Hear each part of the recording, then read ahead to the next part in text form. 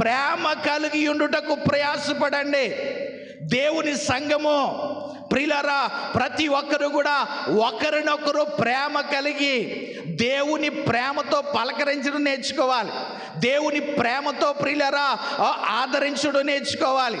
ప్రియులారా, దేవుని సంఘము ప్రేమ కలిగి ఉండడం ద్వారా ప్రియులారా ఎన్ని ఆశీర్వాదాలంటే ప్రియులారా, మన కుటుంబం దీవించబడుతుంది, మన సంఘం దీవించబడుతుంది, సమాజంలో గౌరవ ఘనతలు వస్తాయి.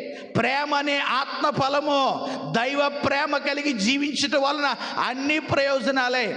అయితే ప్రియులారా, దానిని సంపాదించుకోవడం కోసం ప్రయాసపడాలి. ఎందుకంటే ప్రియులారా, దేవుడు అంటున్నాడు, ధనాపేక్ష లేని వారే కలిగిన వాటితో తృప్తిపడి ఉండండి. ఏం కలిగి ఉండాలంటండి? కలిగిన దానితో తృప్తి. కలిగిన దానితో తృప్తి. మనకు కలిగి ఉన్న దాంట్లో